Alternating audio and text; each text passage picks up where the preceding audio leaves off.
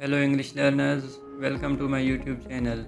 Today our topic is punctuation marks. We will learn in this video about the importance of punctuation marks in written English and as well as in spoken English. We will also learn its usage in sentences and its importance, so its types. So let's start without any late. Punctuation marks are important in both written and spoken English. In written English, the correct usage of these symbols help to express the intended meaning of the sentence. And in spoken English, punctuation marks denote the pauses and intonations to be used when reading aloud. Punctuation marks are signs such as periods, commas, and question marks. They are used in sentences to make the meaning clear. First of all, we come to know what is period or full stop. Put a period at the end of a sentence. For example, the children are playing in the garden. The train arrived late. It's not a very sunny day. These are some examples. So after the end of these sentences, we use full stop. Now come to know what is comma. Put a comma between items in a list. If we have some items, so we use commas to separate them from each other. For example, she likes reading, swimming, playing baskets, and going to the movies. Tom, Mealing, Ali, and Christopher all went for shopping. So these are some examples. In these two sentences, we have used commas to separate them from each other. Put a comma after yes and no. Do you like football? Yes, I like it very much. Is this your house? Yes, it is. Is it still snowing? No, it's stopped. So in these sentences, we have used commas after yes and no. You should also put a comma before or after the name of the person you are speaking to. Like, hello Mr. Carter, Miss Lee, can I borrow a pencil please? Goodbye Andrew. So when we are speaking to some people, so we should use commas before or after the name of that particular person.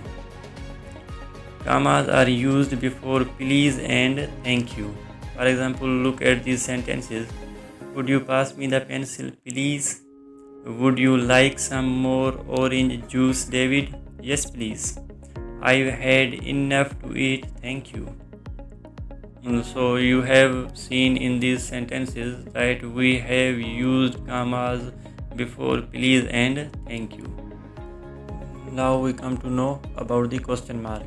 Write a question mark at the end of a question instead of a period. Look at these sentences. Can you hear me, children? Who is that man talking to Dad? Is there someone knocking at the door? So these are some examples of questions. So we have used after the ending of these questions question mark, not period or full stop. Now we come to know exclamation point.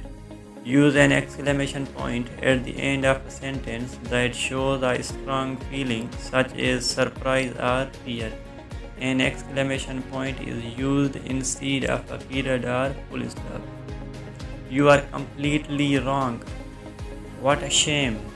How sad. So these are some examples. These examples shows a strong feeling. So we use exclamation point after the ending of these sentences. You can also use exclamation point with strong orders. For example, sit down. Be quiet. Leave that computer alone. So these are some examples of strong orders. After these strong orders, we have to use exclamation point. Exclamation points are usually used after interjections. People often use just one or two words to express a sudden feeling such as fear, happiness, surprise or anger, or in greeting somebody. These short expressions are called interjections. Here are some examples. Hello, good morning, oh dear, look out. So these are some examples of interjection. So after this interjection, we also use exclamation point. Now we come to know apostrophe. Use an apostrophe with S to show who something belongs to. Look at this sentence. This is a Michelle's room. This is my dad's desk. The dog's tail is very long. So we have used apostrophe with S to show the things belong to that particular thing or particular person. You also use an apostrophe to show where one or more letters are missing in a contraction. For example, I am the boy who lives next door. She's my best friend.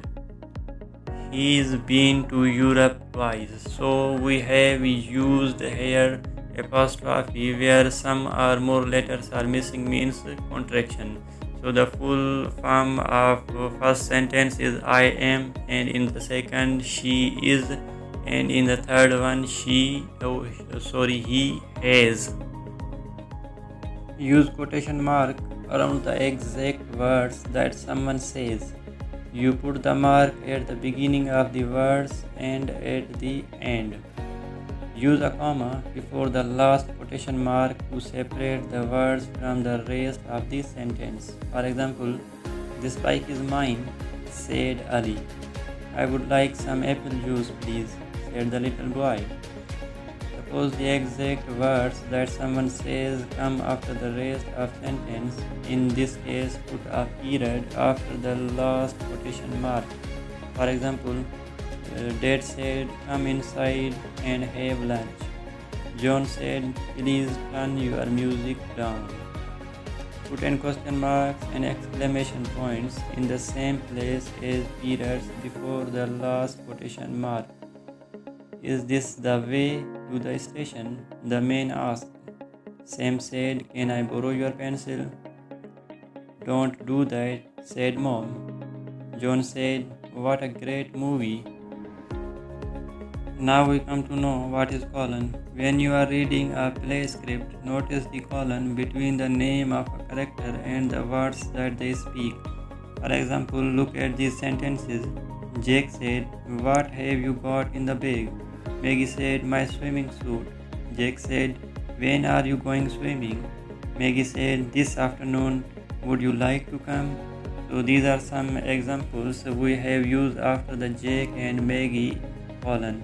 So we use in a play script after the names of the characters colon.